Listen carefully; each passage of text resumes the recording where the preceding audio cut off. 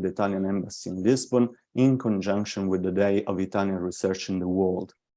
Therefore, allow me to introduce our first honored guest, the Deputy Head of Mission of Italian Embassy in Lisbon, Francesca Guariglia, who will do a brief introduction about the social and political importance of the event. Francesca, if you will, please. Thank you very much, Mr. President of the Association.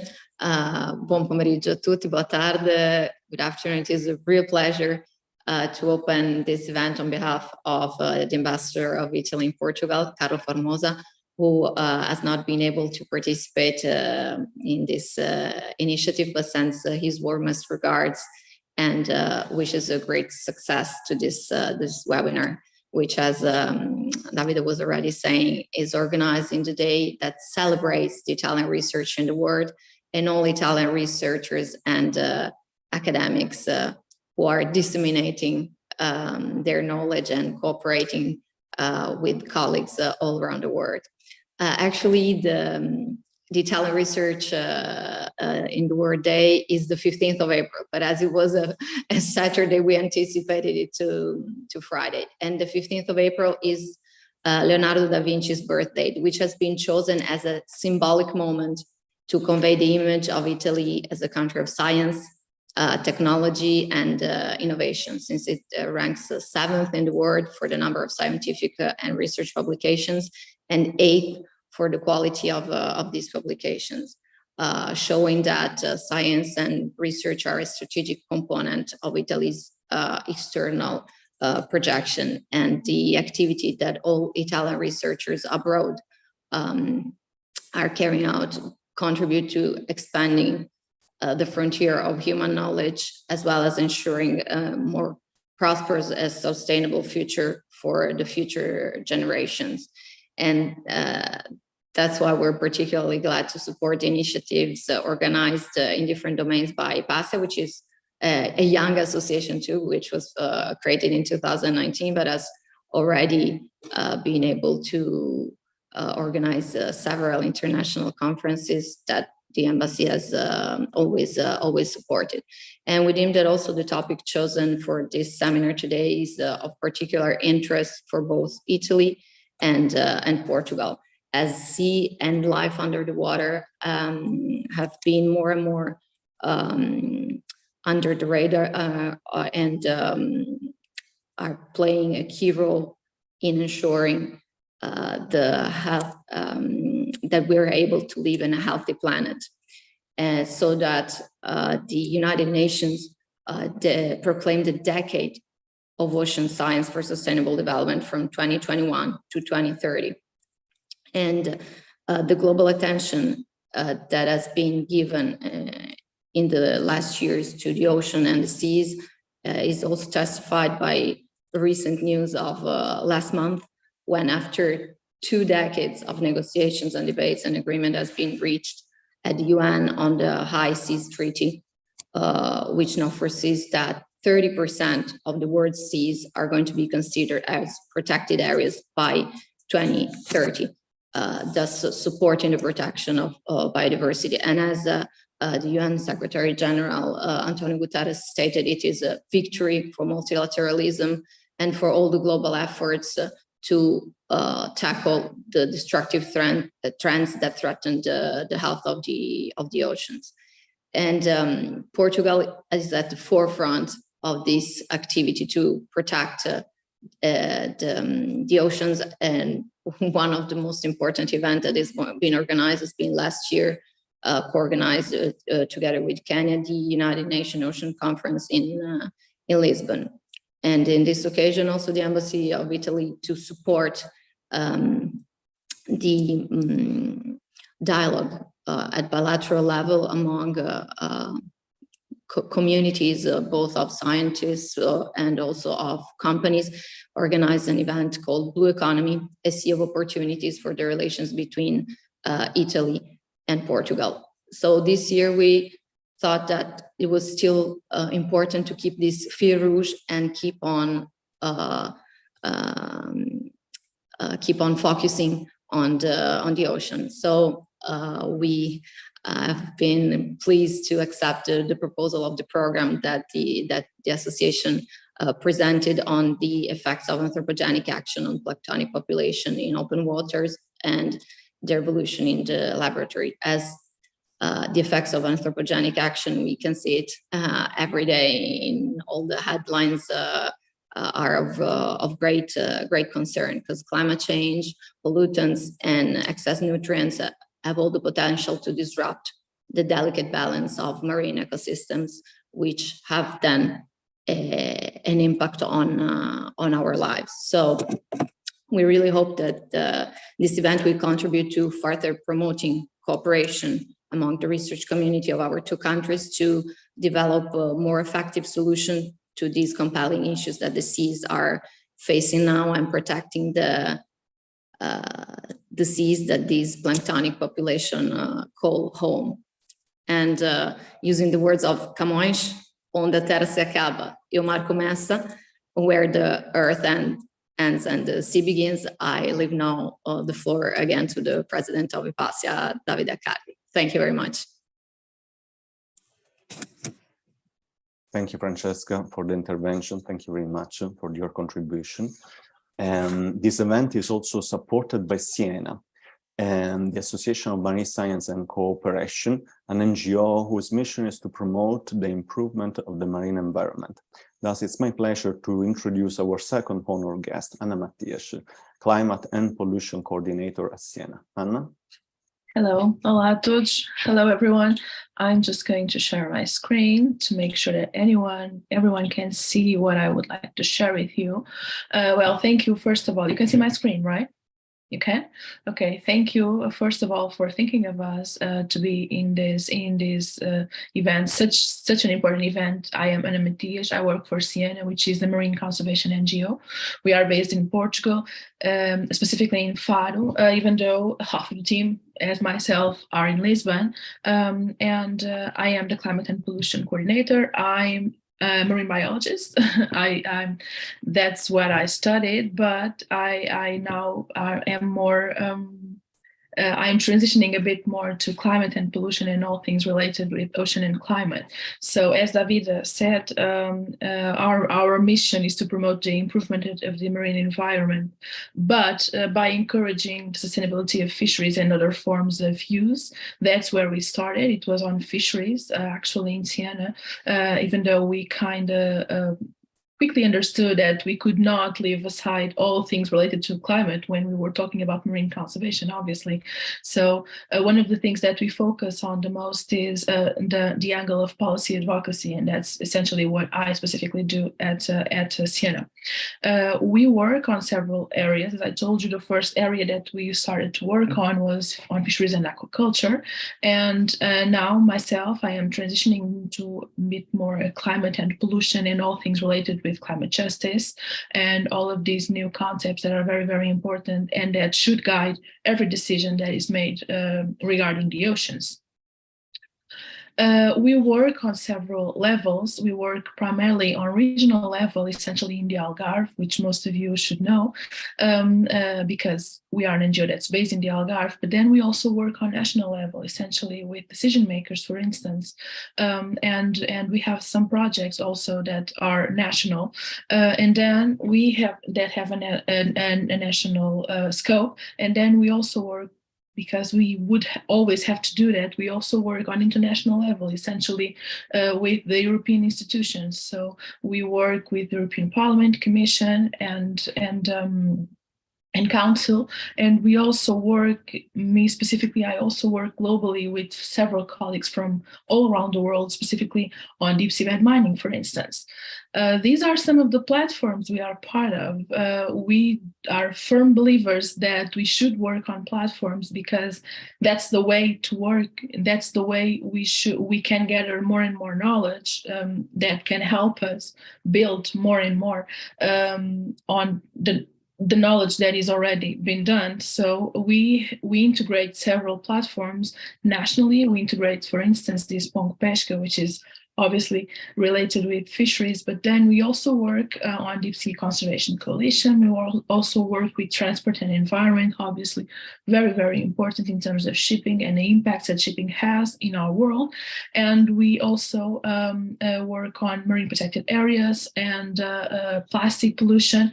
And we also integrate Cities at Risk, which you may know, which is an NGO umbrella, an umbrella NGO, that's based in Brussels.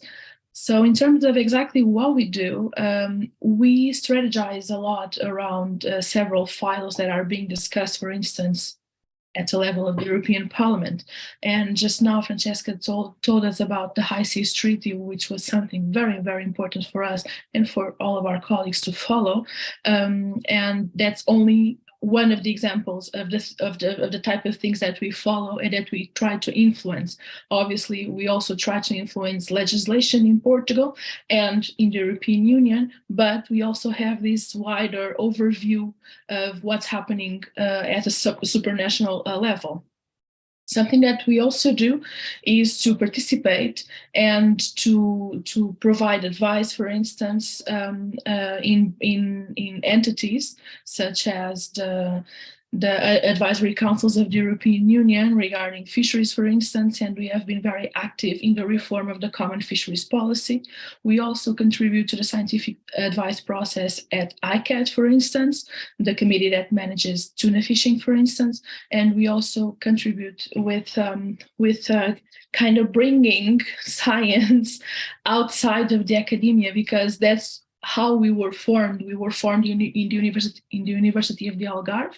We were marine biologist students, and we thought that there was so many good papers and such a good job being done in the academia that we thought, look, people really need to know about this, and that's essentially how Sciaena was formed. And we also have a very strong component of social media and awareness about all of these topics. And as also Francesca told earlier, we were present at the UN Oceans Conference here in Lisbon. We hosted an ocean base camp, which was essentially a safe haven for NGOs from all around the world. It was an incredible moment to meet everyone. We were coming out of 2 years of pandemic, so it was a really good opportunity for us to meet and to see everyone, and to see everyone that's working so hard on protecting the oceans. I finish.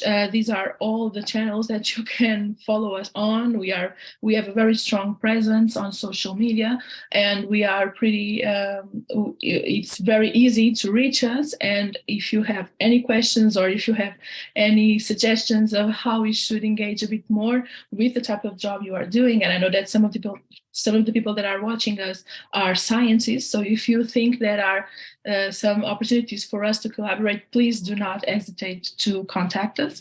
I would be very glad to have a debate with you and to see how we can improve each other's work. Thank you so much. I will stop sharing my screen. Yeah, and I will be looking forward to have a discussion with all of you. Thank you. You are on mute, David. Perfect. Thank you very much, Anna, and please stay with us for the Q&A session. So at this point, so it's clear that the importance of ocean is largely understood. We all know that they are not only an important resource of food, but also responsible for balancing the global temperature, producing oxygen, removing CO2 from the atmosphere, and much more. Planktonic populations in particular are the foundation of the oceanic food web, and they play a crucial role in the regulation of carbon and nutrient cycles. However, the impacts of climate change, pollutants, and excessive nutrients have greatly affected the abundance and diversity of planktonic communities in the oceans. Therefore, studying this species provides a unique opportunity to investigate the effects of anthropogenic action on marine ecosystems. Today, we will learn about the research done by our Portuguese and Italian guests and experts in the field, which is in open ocean, where an entire systemic impact can be monitored, and in the lab, where single alterations to environmental parameters and their effect after generations can be investigated. Allow me to introduce our first scientific speaker, Professor Catarina Guerreiro, a marine biogeoscientist at MARE, the Marine and Environmental Science Center of Lisbon. Catarina gained her PhD in geology at the University of Lisbon, after which she was awarded a Marie Skłodowska-Curie Fellowship in 2015 to work at the Geoscience Department of the University of Bremen for exploring particle flux material collected across the tropical North Atlantic. She is an expert in coccolithophore signatures from sediments and water column from marginal to open ocean environments. She is currently a research group leader at MARE, University of Lisbon, and today she will tell us about her latest findings. The title of her talk is Chasing the Effect of Dust Across the Atlantic Ocean, a coccolithophore Perspective. Catarina, if you would, please. Ciao, David. Thank you so much for this kind invitation, for this introduction. A very generous introduction. I'm very pleased to be here, and I hope that my presentation will contribute to create awareness and curiosity about this fascinating universe of marine phytoplankton, and as well as the influence of atmospheric dust as a potential driver of its productivity in the ocean. So I will start with my presentation.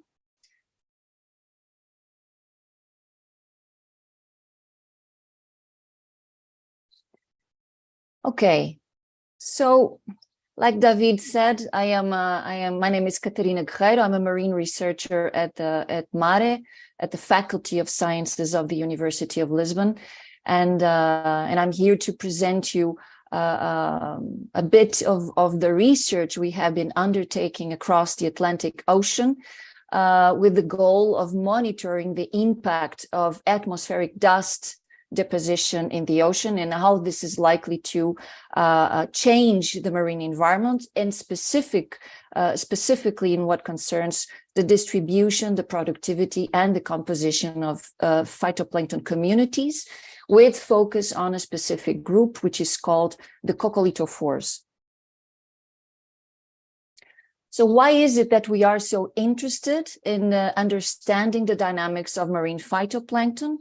It's mostly because even though these are among the smallest organisms living in the modern ocean, they contribute to about half of the global primary production in our planet, and therefore they produce about 50% of the oxygen that we breathe, and they are key players in the functioning of what we call the marine biological carbon pump, which is the mechanism by which phytoplankton sequesters CO2 from the atmosphere, converts it into particulate organic carbon, or POC, and further leads to the export and sequestration of this carbon all the way down until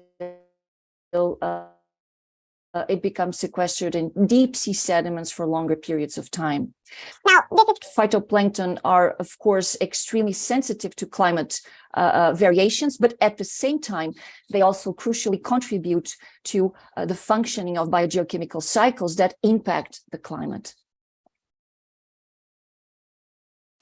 Now, the problem is that, as David has already mentioned, due to climate warming, the ocean itself, which tends to act as a sink of both heat as well as CO2, which is increasingly being emitted to the atmosphere, mostly, or at least to a large extent, due to anthropogenic activities, the ocean is itself becoming warmer.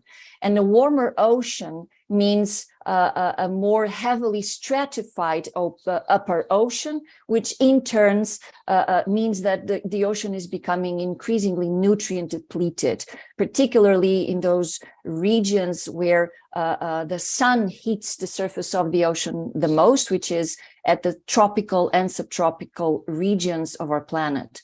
So what happens is that because phytoplankton are photosynthetic organisms, they need to live in the upper most illuminated part of the water column of the ocean, which we call the photic zone of the ocean. And what this means is that they are dependent on wind-forced oceanographic circulation mechanisms, which are likely to mix the ocean and bring nutrients, which are usually more concentrated at higher depths along the water column, all the way up to the surface, such that light and nutrients combine in order to promote the productivity of marine phytoplankton.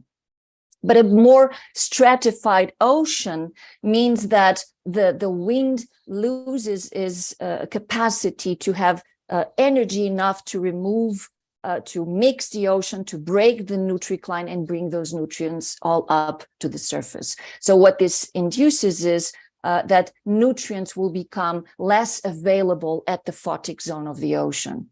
And indeed, several studies already report declines in the global productivity of phytoplankton, declines in species diversity in the warmest regions of the ocean, and also changes in terms of the phytoplankton species community, with an increase in groups which have smaller sizes in terms of cells, and therefore which are less efficient in stimulating the functioning of the biological carbon pump. So, of course, all these climate-driven ecological changes are likely to alter the functioning of those biogeochemical cycles that phytoplankton contributes to, including the cycle of carbon in the ocean.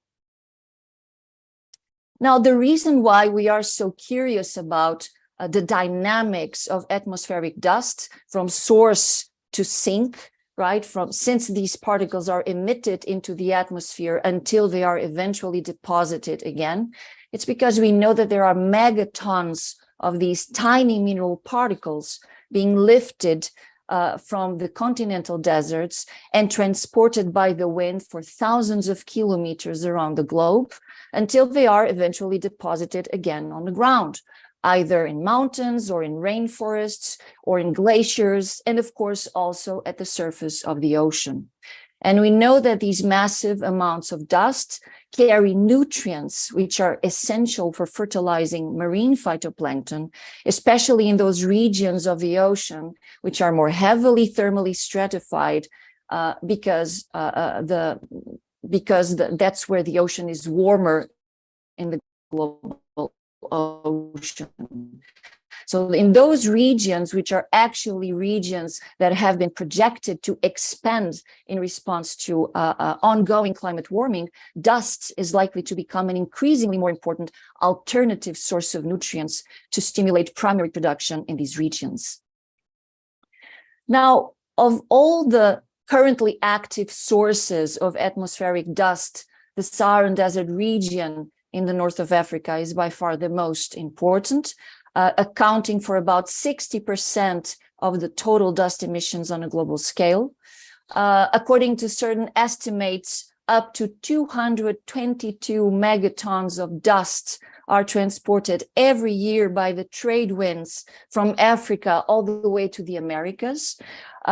These dust particles are typically transported in the form of these massive dust plumes extending across the entire tropical North Atlantic.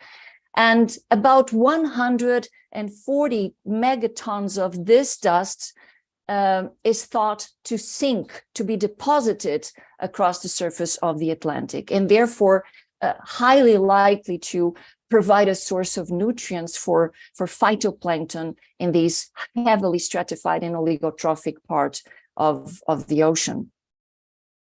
And indeed, there are several studies indicating that Saharan dust provides a source of iron and phosphorus to stimulate the production of a specific group of marine phytoplankton, which is a group of nitrogen-fixing disotrophic cyanobacteria called Trichodesmium.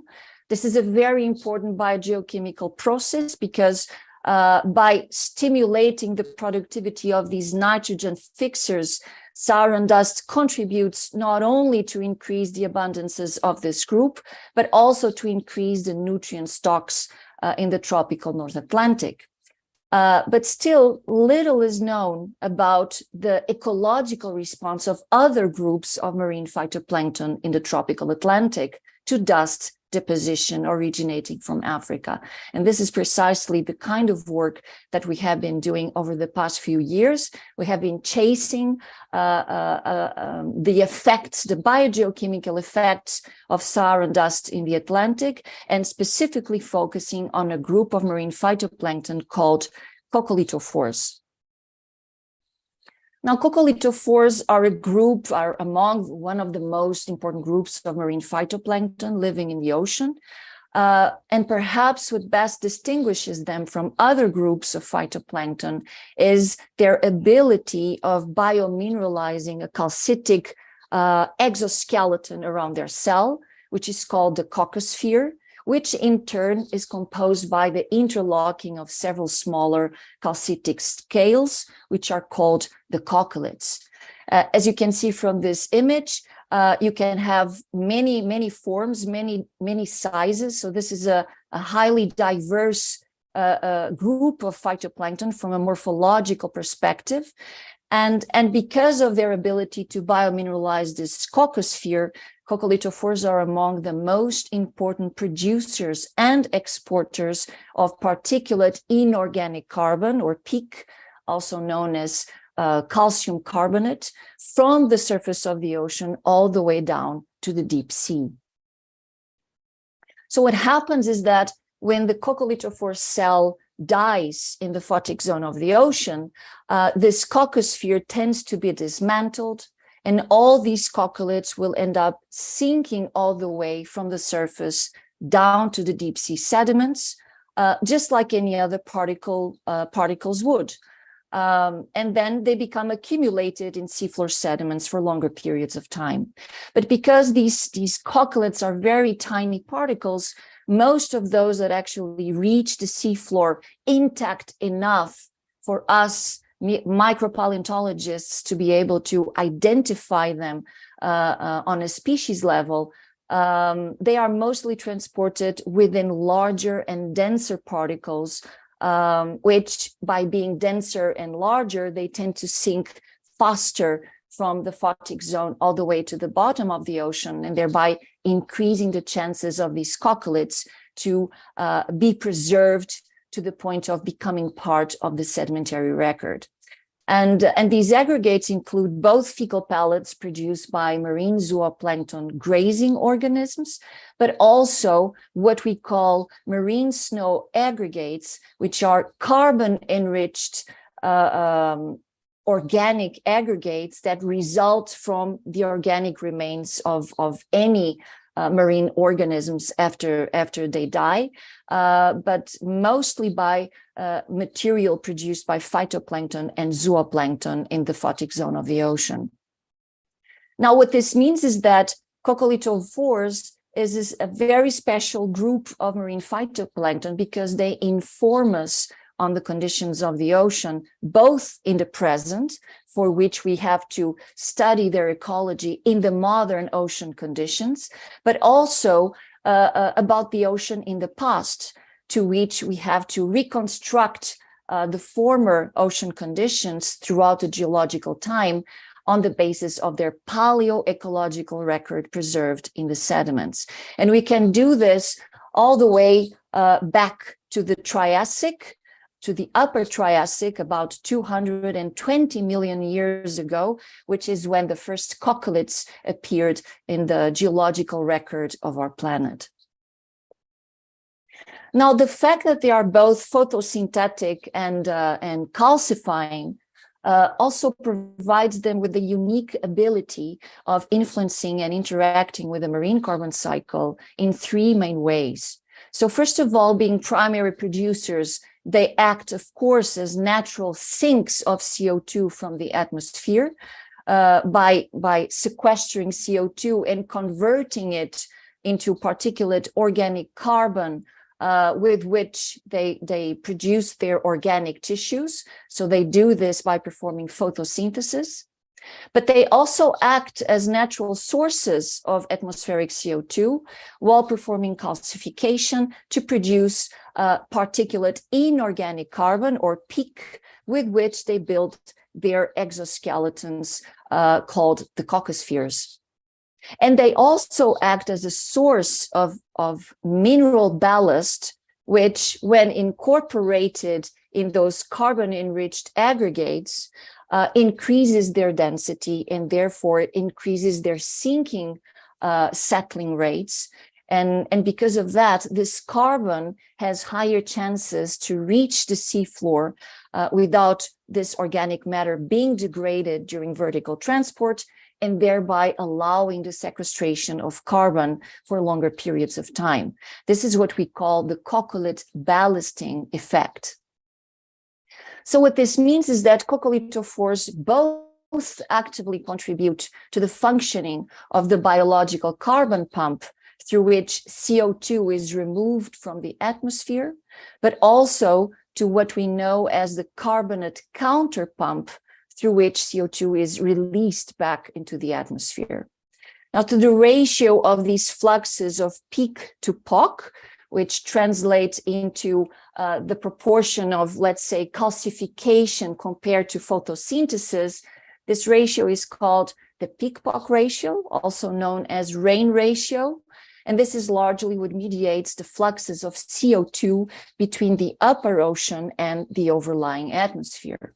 And this ratio matters because the higher is the PIC-POC ratio, the weaker will be the biological carbon pump in its crucial role of sequestering CO2 from the atmosphere.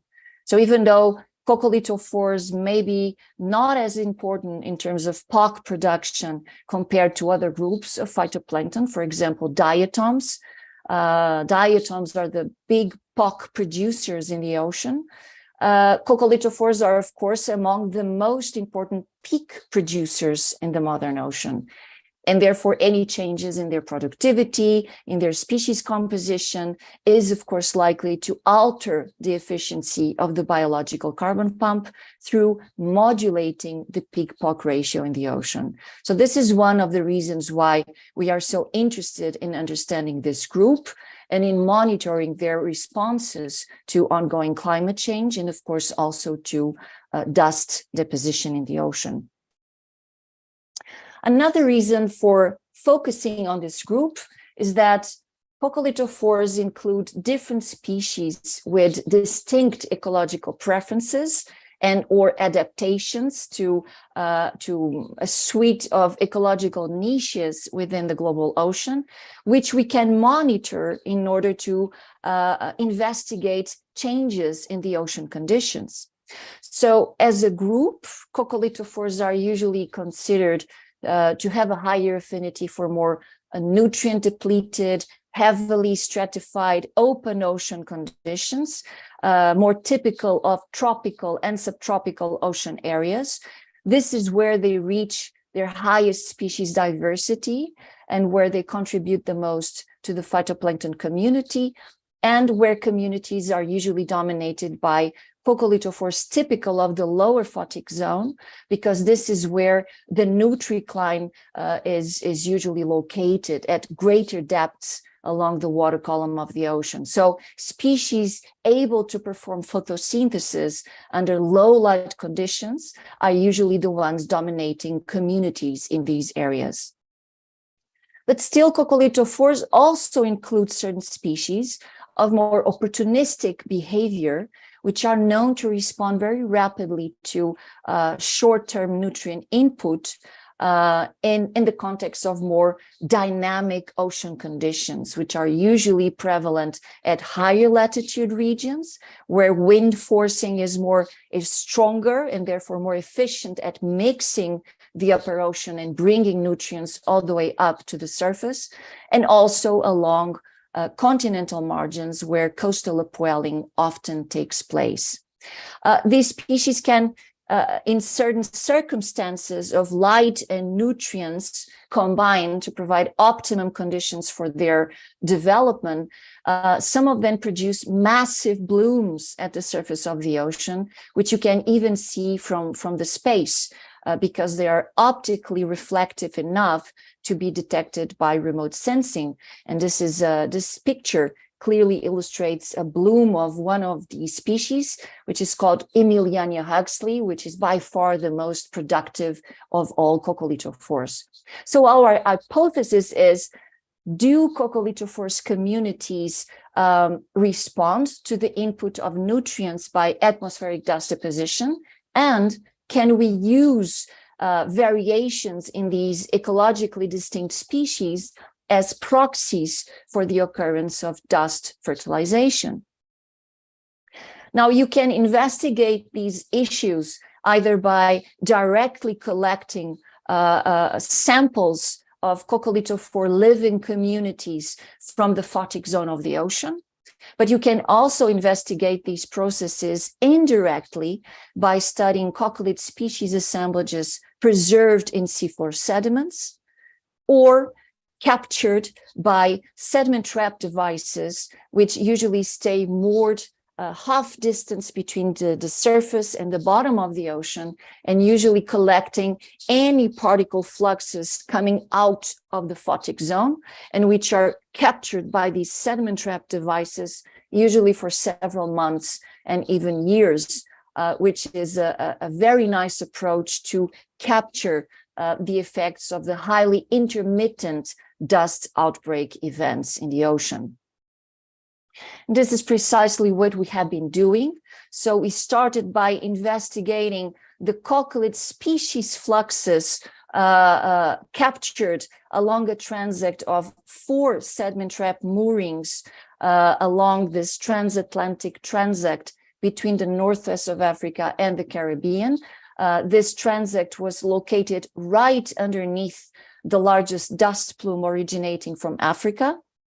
And more recently, we started to explore the coccolithophore living communities collected from the photic zone across a meridional transect covering the entire Atlantic Ocean during 2 expeditions of the Atlantic Meridional Transect, the first in 2012 and the second in 2018 and 2019, during which we were lucky enough to testify the occurrence of dust outbreak events across the Atlantic, and thereby providing a unique opportunity to investigate its effects on the underlying photic zone of the ocean.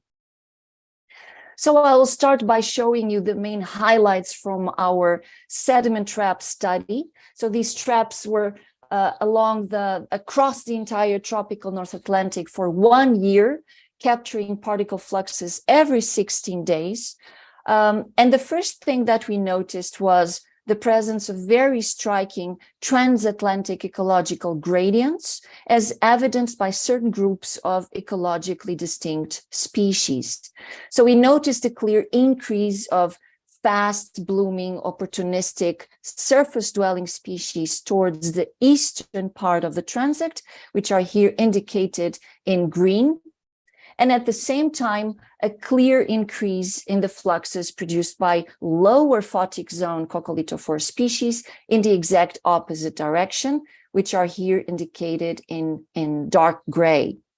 And we also noticed that these ecological gradients were nicely paralleled by sea surface temperatures increasingly warmer towards the west, and by increasingly higher concentrations of chlorophyll A, which is used as a proxy for inferring phytoplankton biomass production towards the east, which is here indicated in green, this green curve.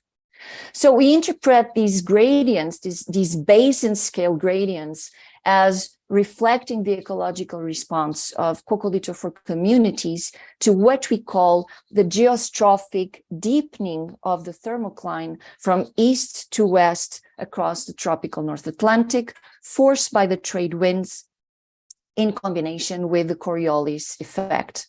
So what does this mean? This means that as the trade winds blow from east to west across the Atlantic, they will force the surface water masses, which are warm at these latitudes, to flow in the same direction, leading them to pile up in the western part of the basin, which is basically what you see over here. So this induces this tilting from east to west across the tropical North Atlantic. And because the nutrecline, which is the depth at which nutrients are more concentrated along the water column of the ocean, because the nutrecline is usually associated to the depth of the thermocline, you will also have this tilting of the nutrecline from east to west. So, of course, this will result in more favorable conditions for fast-blooming surface-dwelling species to be more productive in the eastern side of the transect, where the nutrecline is shallower, and therefore the wind is more efficient at breaking the nutrecline and bringing those nutrients to the surface, while in the eastern side, you will have higher productivity of lower photic zone species, because the nutrecline is deeper. So this will favor the development of species able to do photosynthesis under low light conditions, which are in the end the conditions typical of tropical open ocean areas. Another insight from this study was that quite unexpectedly, the region where we found higher coccolithophore export production was not at site CB, located where the nutrecline was shallower in the eastern side of the transect, but in the exact opposite side at the western side M4, where the nutrecline was deepest and where coccolithophore communities were dominated by lower photic zone species. In fact, these species were so unexpectedly productive that they actually contributed to 3 to 5 times higher coccolith fluxes at site M4 compared to the other sites. And this in turn resulted also in higher carbonate or peak production by coccolithophores at site M4, higher contributions of coccolithophores to the total carbonate flux, which was also higher at site M4, and finally, higher peak-POC ratios at site M4, also because of these highly productive lower photic zone coccolithophores. So basically, our data seem to suggest that species typical of the lower photic zone are likely to have an ecological advantage in the face of ocean warming, since they can be this productive in the context of the typically stratified ocean conditions, which have been projected to expand towards higher latitudes in the future because of climate warming. Well, this is good news for their survival as a species. It's not so good news for the climate of our planet, since, according to our observations, if they do increase in the future, they are likely to contribute to weaken the biological carbon pump through increasing the peak-POC ratio in the ocean. Now, not all are bad news. We also found evidences clearly supporting the hypothesis of Saharan dust acting as an intermittent driver of the biological carbon pump in the tropical North Atlantic. So we identified the occurrence of 2 events of enhanced dust deposition, during which there was a striking increase in the fluxes of fast-blooming opportunistic coccolithophore species. So there was a switch in terms of species composition from typically tropical lower photic zone to typically superficial and more opportunistic in terms of ecological behavior. And we also noticed a very sharp increase in the fluxes of POC, which is usually considered a proxy for enhanced productivity and export production. So the first event occurred during spring, and the second event occurred during fall.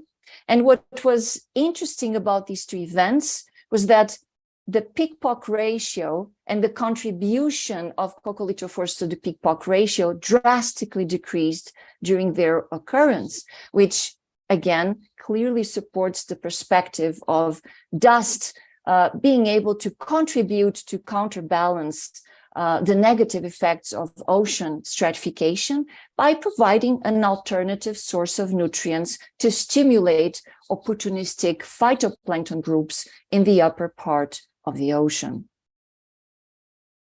More recently, we were very happy to also obtain direct evidence from this phenomenon collected from the photic zone of the ocean, also from the tropical North Atlantic. So what you see here are results which have just been published last week.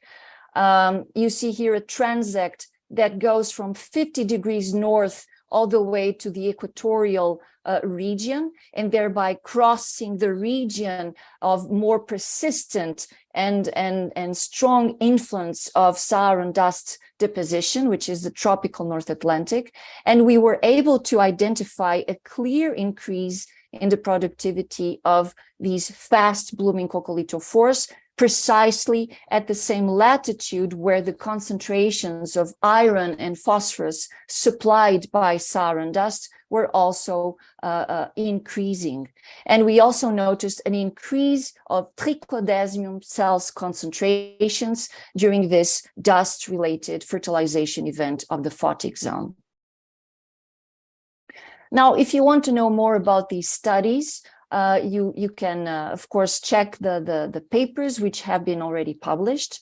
You can find more details about our research and about our main conclusions. Of course, that always in science, there are unresolved questions. In this case, we still don't know how to clearly disentangle the biogeochemical effects of dust deposition from those of other drivers of coccolithophore productivity in the Atlantic region closer to Africa, so the region that receives the highest inputs of dust on a global scale. And we are also on the path of investigating other sources of dust besides the Saharan desert region, which are also likely to stimulate other regions of the Atlantic, including, for example, dust originating from the Patagonia region, which is thought to stimulate phytoplankton production in the South Atlantic. So this is pretty much what we are exploring in the context of two projects ongoing at MARE and at the Faculty of Sciences. Project Primus, funded by the European Space Agency, and Project Chase, funded by the Portuguese Science Foundation. You can check the websites. You are most welcome to participate on the blog page, an interactive blog page in which you can make questions, and we will be happy to reply. And of course, you can also directly contact me for any questions that you might have. So this is what I had to tell you today. Thank you so much for listening. Thank you very much, Catarina, for the fantastic talk. Unfortunately, this was a little bit longer than expected, so I will not ask any question in this moment. So I will introduce, with no further delay, our second scientific speaker. So Professor Giulia Ghedini, Principal Investigator at the Institute Gulbenkian de Ciências in Lisbon. Giulia is originally from Italy, where she did her bachelor and master degrees in marine ecology. She then moved to Australia for her PhD at the University of Adelaide, which she completed in 2016. She stayed in Australia a bit longer, first for a postdoc and then with a 3-year fellowship by the Australian Research Council at Monash University in Melbourne. At the end of 2021, she moved to the Instituto Gulbenkian de Ciências in Portugal, where she currently is, to lead her own research group. The broad aim of her research is to understand how interactions between species scale up to affect the functioning of ecosystems. Today, she will also tell us about her latest findings. The title of her talk is Escaping Competition: How Changes in Phytoplankton Size and Metabolism Affect Ocean Productivity. Giulia? Thank you very much, Davide. So, okay. Can you just confirm if you can see my screen? Just a thumbs up will do. Okay, great. So thanks everyone.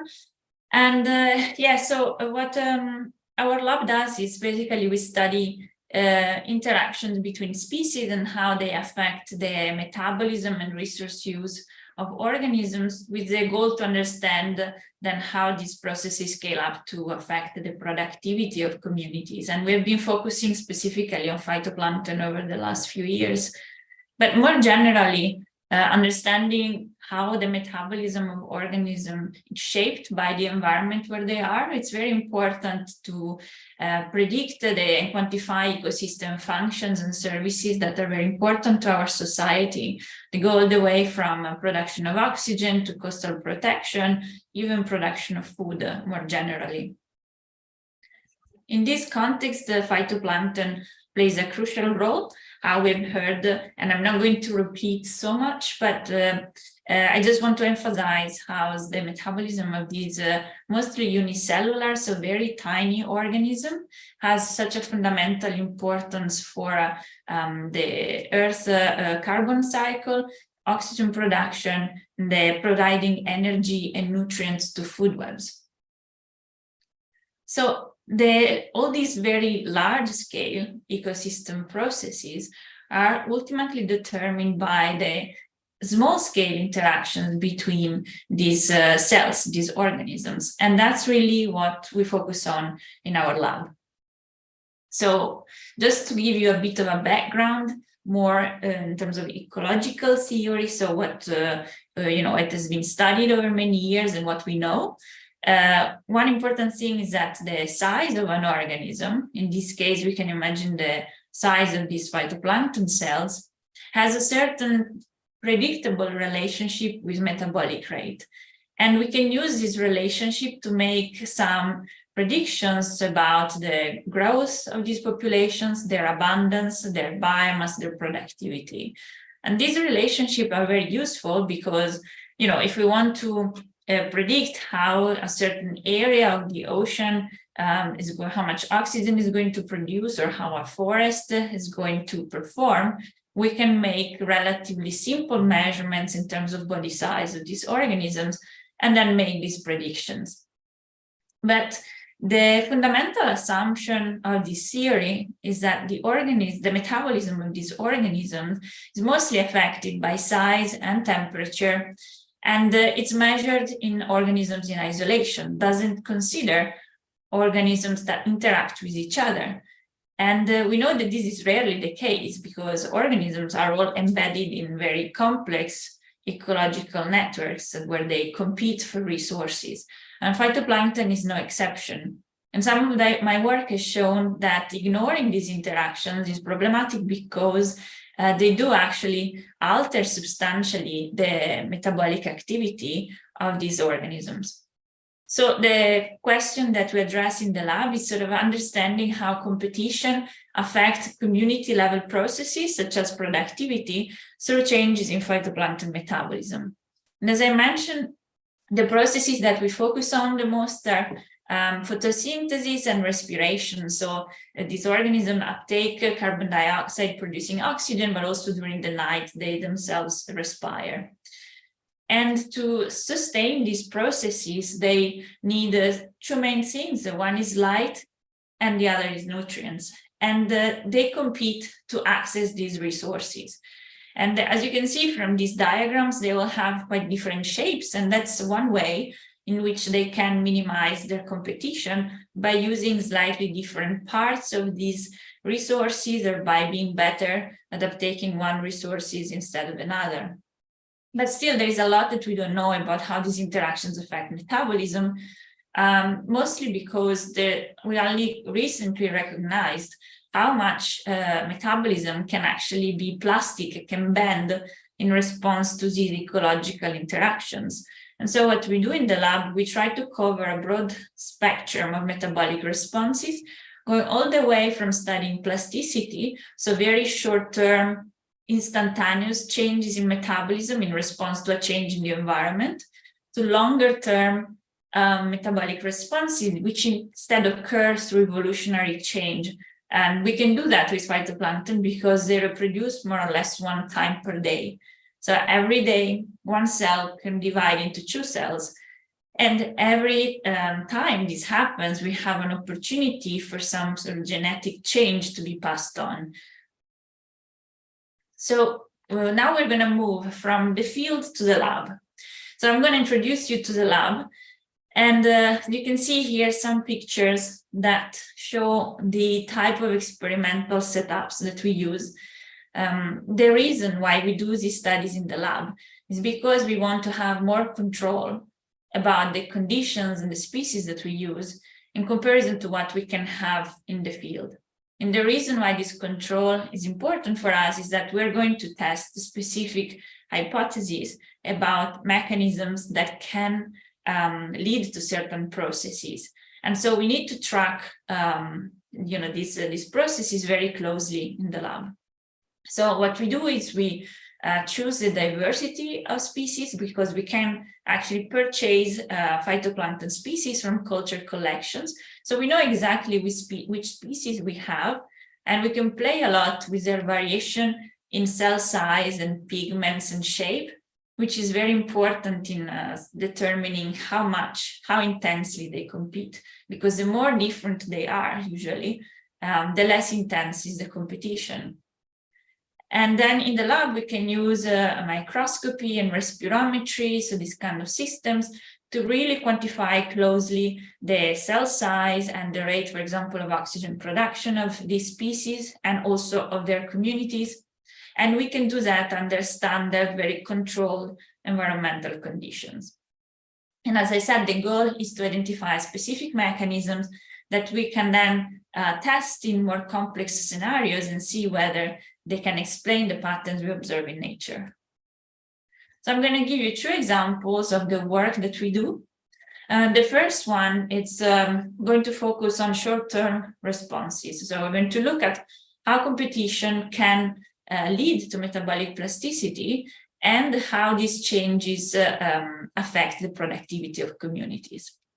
And I'm going to start by leaving for a second the ocean and going to terrestrial systems. So imagine like a grassland, a mixture of plants.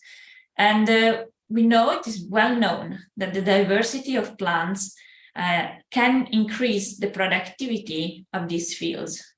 So for example, where you have more diverse types, more diverse species, these fields can produce more biomass in the same amount of time in comparison to a field that has fewer species. And this is also important to put in a context of food production, because it's something that it is being debated, whether it could be worth to try switching from monocultures to polycultures, so to having multiple species in the same field or in close proximity, exactly to enhance the productivity of these fields. So understanding what drives this increase in productivity is very important. And while it might be maybe surprising for you, we actually don't know exactly what is the metabolic reason why we have this increase in biomass production with more species.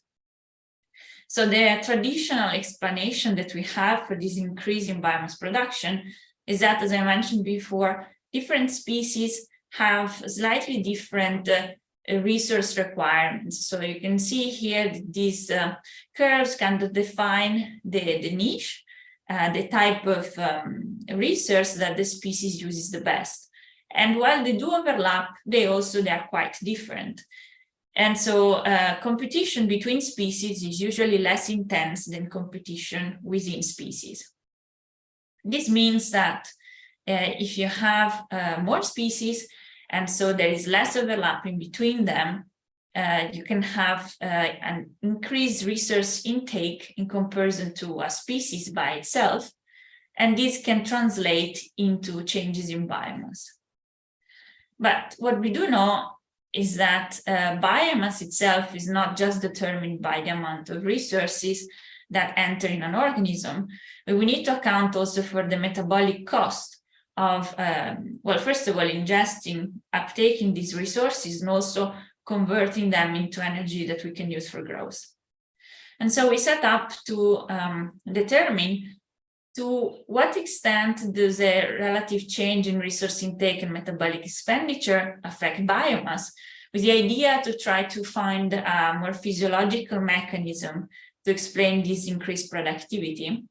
And the second question that we asked was, how does this effect of species diversity change over time? And so we did this using phytoplankton as a model system, because as I said before, we can play a lot with their differences in size and shapes that really mediate the intensity of competition between species. So we choose for this experiment 5 species of very different sizes, and we assemble them in different combinations, creating monocultures, so basically cultures of just one species, species pairs, and then communities with all 5 species. And we grow them in these culture flasks. And you can see they have different colors, which are caused by differences in the pigment between these phytoplankton species. And then for a certain number of days, we follow and quantify changes in these communities and in these monocultures. And what we measure is changes in the biomass and in the energy production. And with energy production, I mean the difference between photosynthesis and metabolism over 24 hours.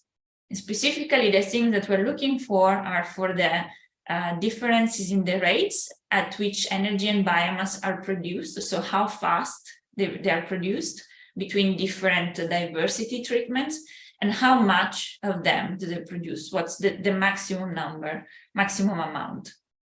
So if we look at the graphs, what we see is that, so with the monocultures being the one species, that in red, in green we have the species pairs, so 2 species, and in blue we have the community with all 5 species. You can see already that the effect of on biomass change over time, so the number on these axes are the days of the experiment. And we can also see that the net energy production changes over time, so increases and then caps. But the other thing that we see is that there is a lot of spread in this data, which is caused by differences between species. So of course, every species performs a bit different. So what we did is we can use some statistical kind of approaches to try to analyze this data by sort of removing some of this variation. And once we do that, we can look a bit better and try to compare a bit better the effect of biodiversity on biomass and net energy. And what we see is that once we increase species diversity, so we go from 1 to 5 species, then we have an increase in the rate at which biomass is produced. They just produce more biomass faster. In terms of net energy, we see the same thing. So they extract net energy at faster rates when you have more species in the mixture. If we look at the maximum values, what we see is a similar pattern in terms of biomass.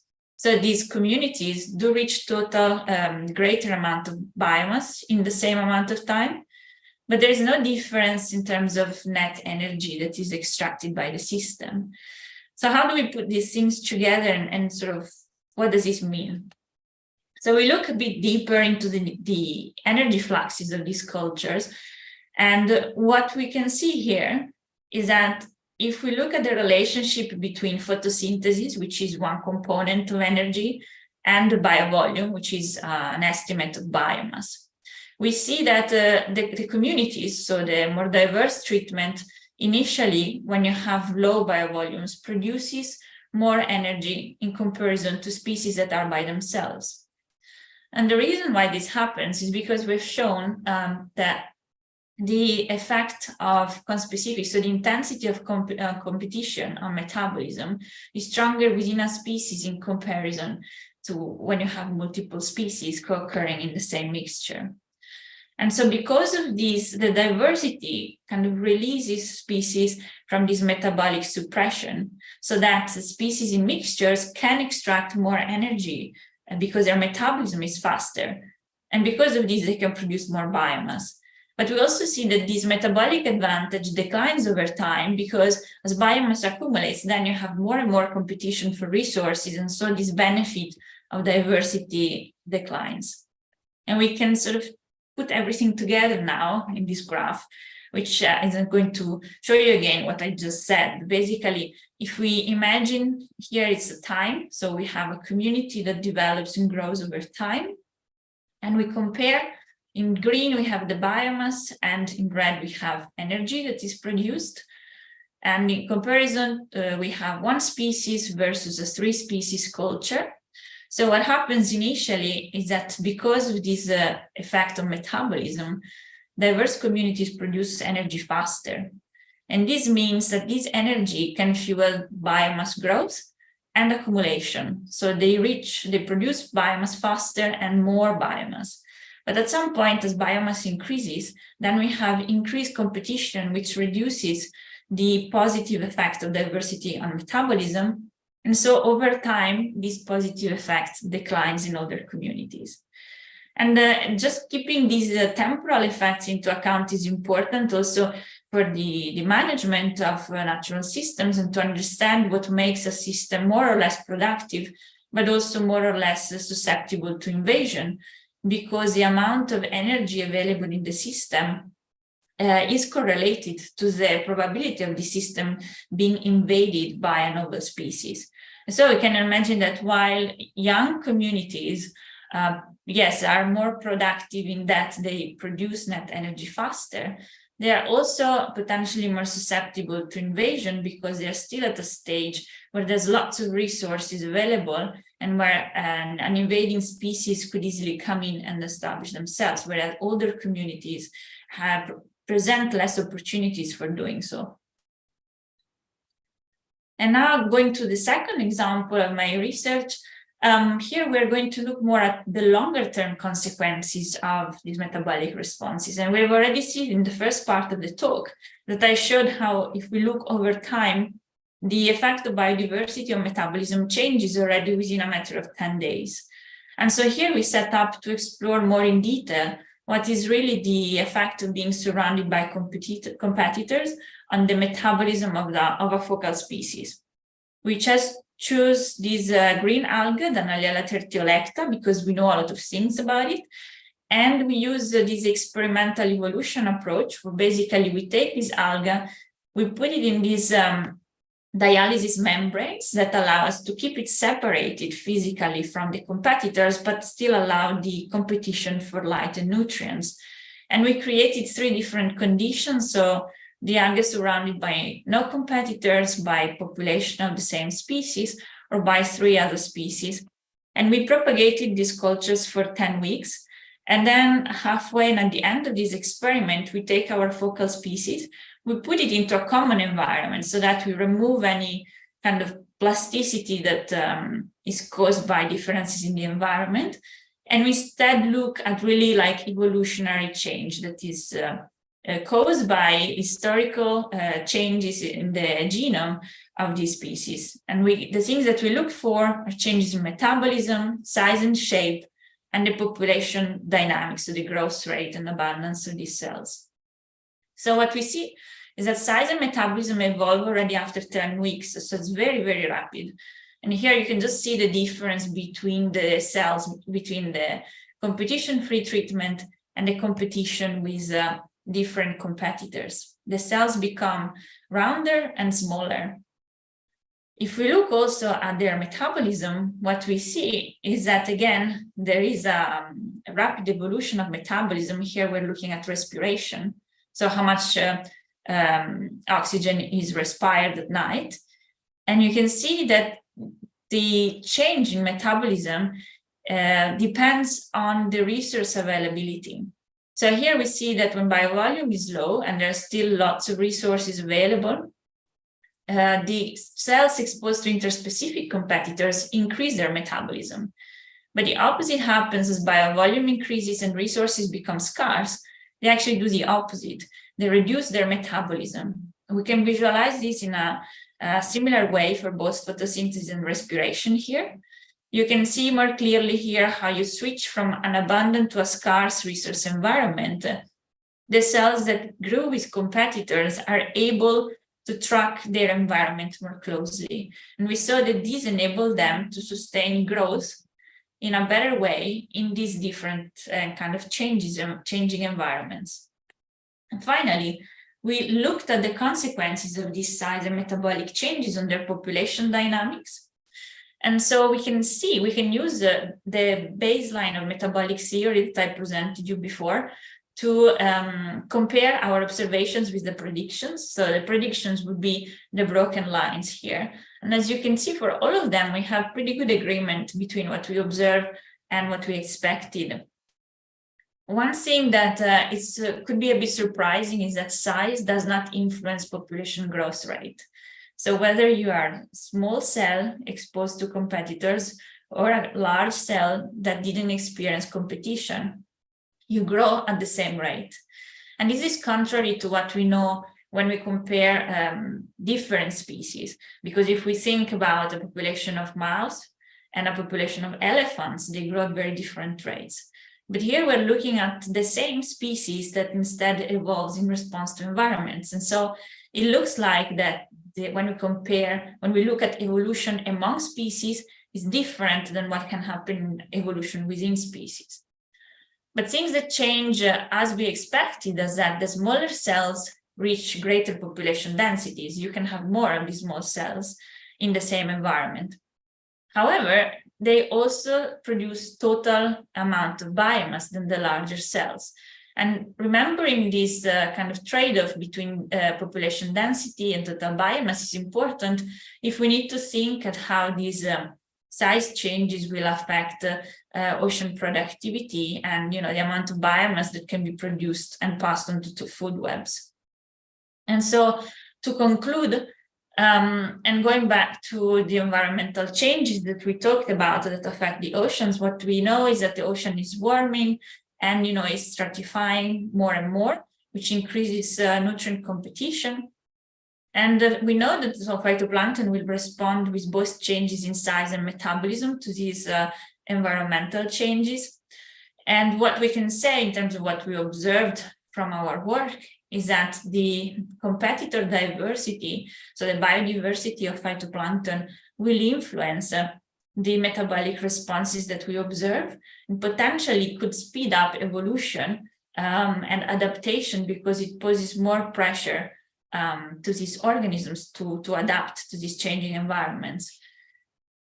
We see for sure that organisms can adapt and can really tweak their physiology to cope with these different conditions, which means that they will find ways to be able to persist.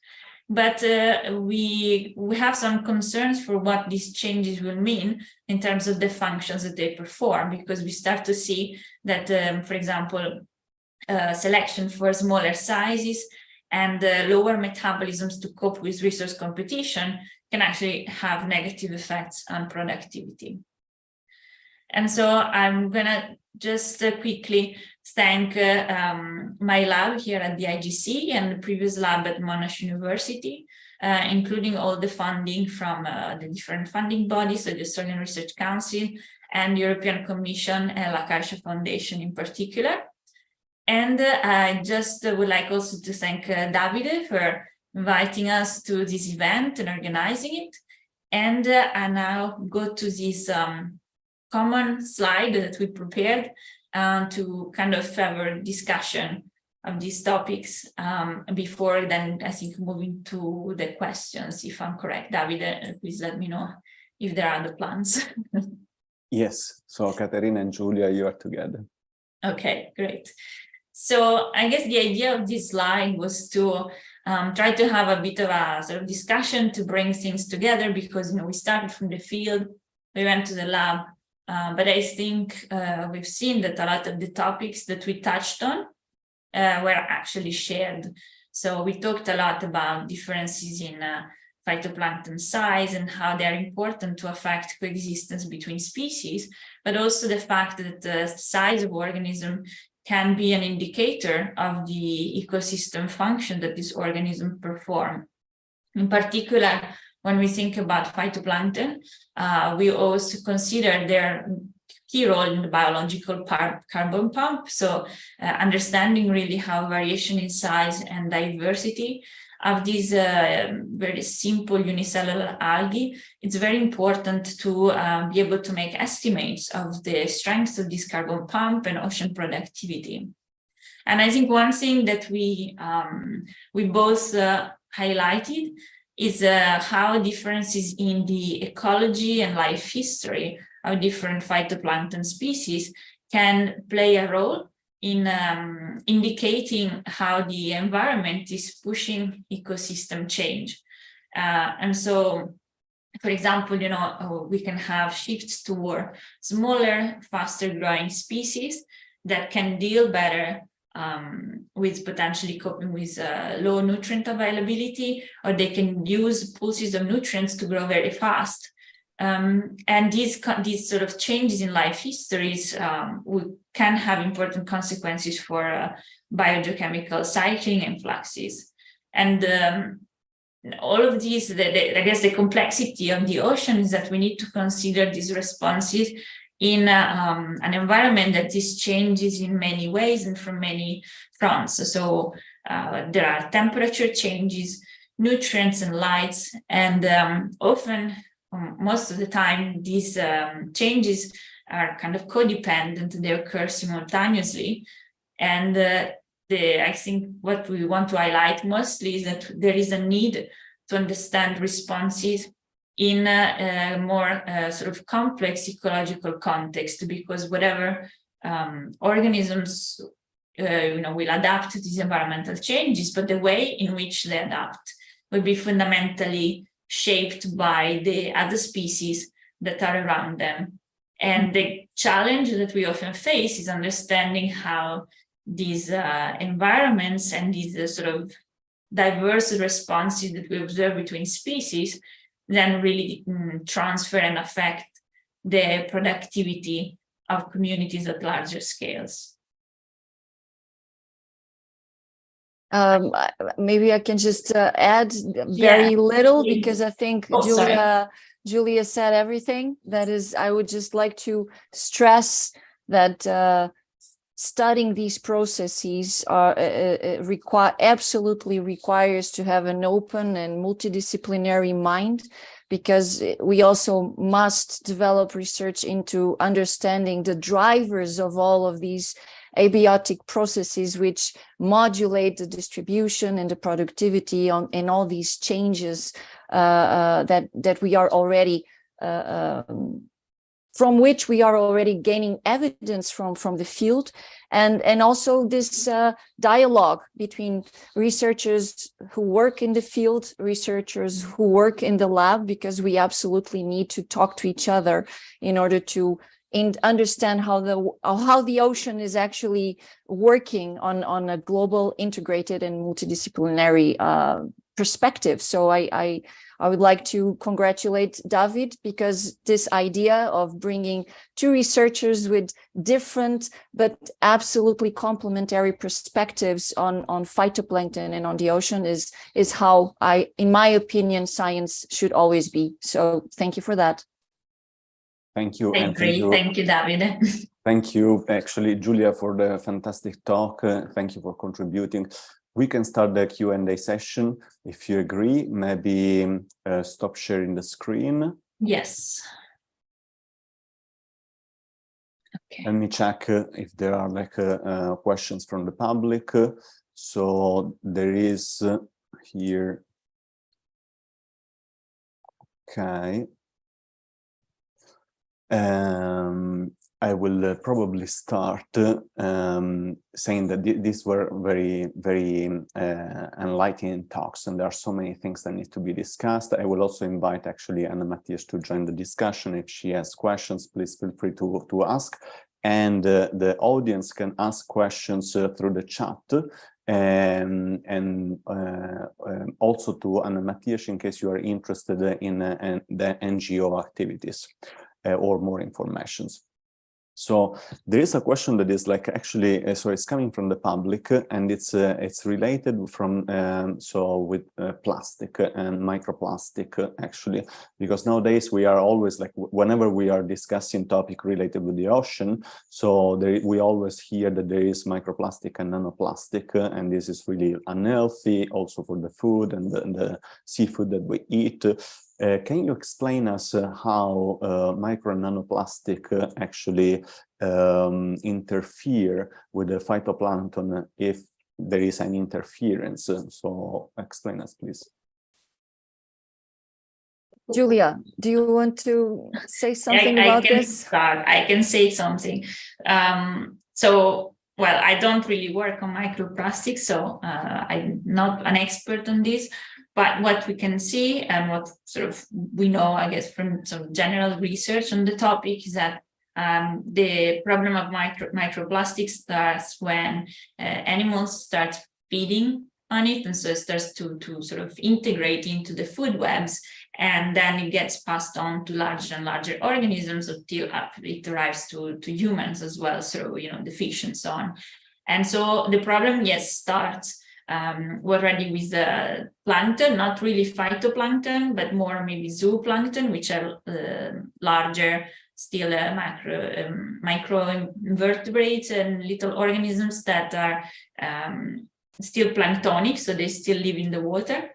And they start to ingest, while they ingest food, they start to ingest these particles as well. So in terms of the phytoplankton itself, they don't really feed, so they take light and nutrients, so they don't have these problems. But in terms of their size, I think that the way in which they could interact mostly with microplastics is that because they can be of similar sizes, then when you have, phytoplankton blooms, maybe these can be interspersed with some microplastics, and that can be one way in which the plastics can get into the food webs, because then you have other species, like larger species, who try to feed on the phytoplankton, and while doing that, they can also basically ingest microplastics. Yes, I would just add that maybe in the case of phytoplankton species who undertake mixotrophy, like they perform photosynthesis, but they alternate between photosynthesis and heterotrophic nutritional strategies, I guess that those nanoplastics, which is when the microplastics are breaking into even smaller sized particles, they could, in theory, be ingested by these mixotrophic organisms. But from what I can understand, and this is not at all my field, little is known about the impact of microplastics and nanoplastics on plankton from field observations. So a lot of the work, according to what I know, is a lot more frequently done in the lab. I have never encountered evidences of increases in nanoplastics in my samples, and my colleagues told me the same. So this is probably, of course it's happening, and we should of course worry about this, but there is still a lot that we need to understand about the actual impact of these plastics on the plankton communities. And like Giulia said, yes, if zooplankton may misunderstand nanoplastics and microplastics for phytoplankton, and they are likely to ingest them, and that will of course induce decreases in zooplankton productivity, which will of course have cascading effects for the remaining food web. So of course these are very important topics to investigate and address, but I think there is a lot that we still don't know about this. Okay, so I see so we are reaching 5 p.m., maybe one or two questions more. Thank you very much. So actually, Catarina, you were explaining so that like the increase in temperature increases stratification and decreases the efficiency of removing CO2 so by these organisms, and which is like actually very worrying, right? But at the same time, you were explaining that the impact of nutrients from, for example, the dust from the Sahara is increasing productivity, and then like from this there is a kind of balance in this. But I guess that so that the temperature increases much more than the amount of dust does. or that maybe the dust that was brought from the Sahara and by the wind into the ocean was always there, and this increase in temperature is instead really abnormal and reflects our anthropic effect that is really recent in the last decades. So can you explain us whether there is also an increase in the amount of dust, and whether the two effects could counterbalance each other, or not? There is a limit to this. It's a very interesting question for which we are actively developing research to trying to address this issue. It's not easy to say anything about it. Of course, that for starters, it's not easy to find evidences of dust fertilization in the ocean. So that's the first challenge. So we need a lot of resources, also logistical resources. We need time series data, which are hard to get. We need to be there in the open ocean at the right time in order to accurately detect these ecological responses to the highly intermittent dust outbreak events. So what our data suggests so far is that dust does have an impact and does have the potential of at least partially contribute to counterbalance the effects of ocean stratification. But whether this effect is likely to totally balance the effects of ocean stratification, we absolutely cannot say, even though research also indicates that the emission of dust to the atmosphere due to increased desertification, which is also a side effect of climate warming, is likely to occur. So, which might have negative effects from other angles, because enhanced emissions of dust into the atmosphere also interfere with atmospheric processes, with societies, with air traffic, with the quality of the air. So this is all highly complex. From a strictly oceanic productivity perspective, it has the potential of contribute to help, but we cannot know for now how much or the extent of that help. We still have a lot of work to do. Thank you very much, Catarina. And related with this complex system that you just mentioned, I have a question from the public that says, do experiments carried on in a very controlled environment like laboratories will represent what might happen in nature? So this is for you, Giulia. Yes, so that is a very important question. And I think most of the time, what we try to do with the experiment is not really to reflect everything that is going on in nature, but we try to really identify the key mechanisms and the key factors that come into play in explaining some of the things that happen in nature, control them very tightly, and we remove all the other noise and other things that happen in nature. And in this way, we can really look at whether, there is a cause and effect, and we can definitely establish these with experimental manipulations. Whereas it's much harder to do that in nature because you have so many variables that change at the same time. And the value of doing this is that you can go to the mechanism, and then if you have the right mechanism, then you can use it to explain what happens in nature, or to see how other things that happen in nature then alter, this mechanism. So it's not a direct representation of nature, but it's a way to understand how nature works. Perfect. Thank you very much for the explanation. Very clear and very important, of course, the work that you're doing. I noticed, so I have a specific question for you. I noticed that you mentioned in your studies, so interaction between 3 or 5 species always. So I wanted to ask you whether these 3 or 5 species that you take in considerations are always the same. And if so, why you chose specifically those species? Yes, so we often, use these sort of same species because, we start to learn more and more about them. And so it's interesting to make these comparisons between experiments.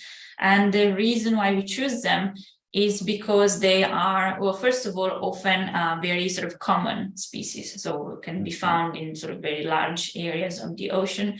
And the other reason is that they reflect different taxonomic groups of phytoplankton.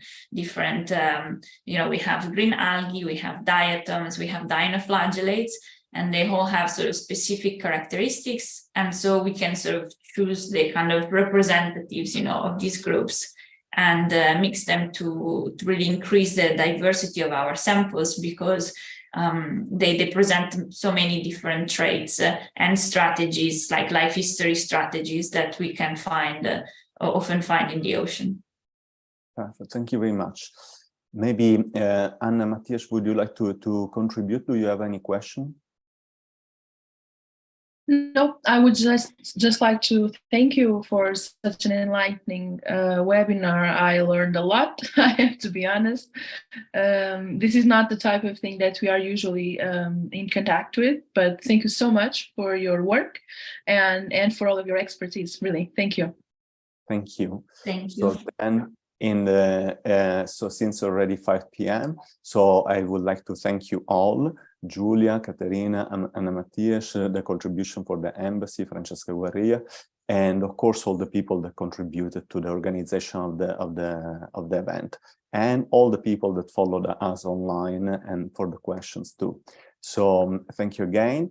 And for those that are interested in Hipácia and its activity, I encourage you to go to our webpage, www.hipácia.pt, and follow our activities in our calendar. Thank you all, and see you soon. Thank you. Thank you.